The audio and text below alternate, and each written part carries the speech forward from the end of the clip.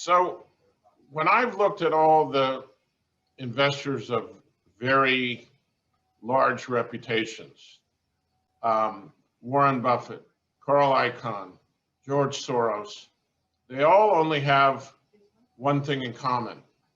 And it's the exact opposite of what they teach in a business school.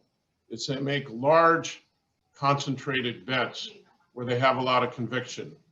They're not buying 35 or 40 names and diversifying. I don't know whether you remember Icahn a few years ago put $5 billion into Apple. And I don't think he was worth more than 10 billion when he did that. Right.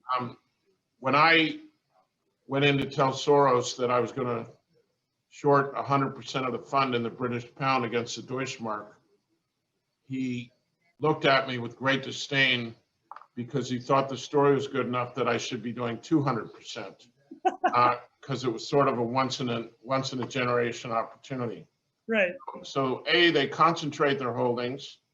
B, concentration, this is very counterintuitive.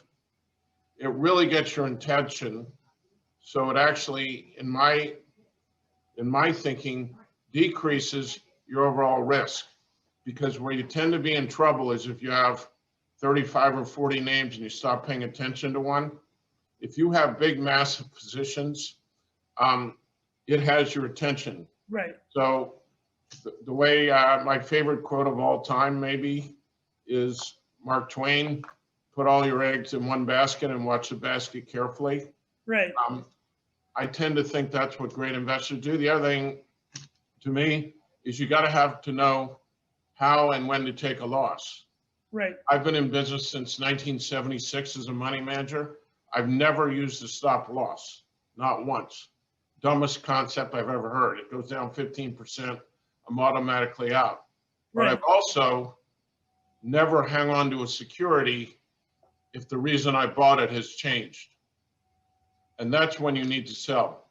If I buy X security for A, B, C, and D reasons, and those no longer are valid, whether I have a loss or a gain, that stock doesn't know whether you have a loss or a gain. It is not important. Your ego is not what this is about. What this is about is you're making money. So if I have a thesis and it doesn't bear out, which happens often with me, I'm often wrong, just get out and move on. Because I said earlier, if you're using a multi-disciplined approach, you can find something else. There's no reason to hang on to any security where you don't have great conviction in it. Look, I'm not going to lie to you. My first boss had this saying, the higher they go, the cheaper they look.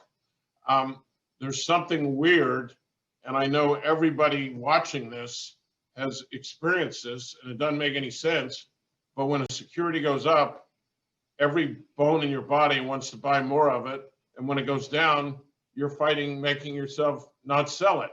Right. It's just the nature of the beast. And you have to constantly remind yourself why you own that security.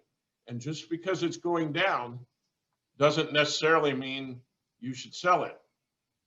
If it's going down, it definitely means you should reevaluate your thesis, but it doesn't mean you should sell it. And you cannot get crazy when it's going up.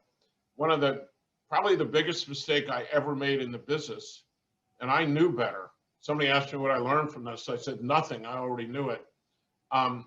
In January of 2000, after riding that tech boom to a T and making billions of dollars in 99, I sold everything out in January.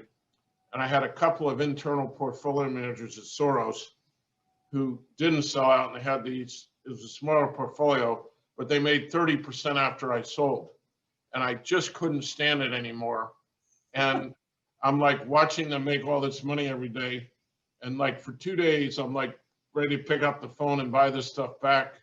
And there's a little devil there, and then the angel, and she's saying, don't do it. And he's saying, buy it. And I pick up the phone and I buy them. I might have missed the top of the dot-com bubble by an hour. I ended up losing $3 billion on that trade alone. I had made more the year before, but $3 billion is a lot of money. And it was all because I got emotional and dropped every tool of discipline I've ever had. And somebody says, well, what did you learn from it? And I just said, I learned nothing. I learned that 25 years ago. So you can Right. talk about not being emotional, but it takes incredible discipline to act on that.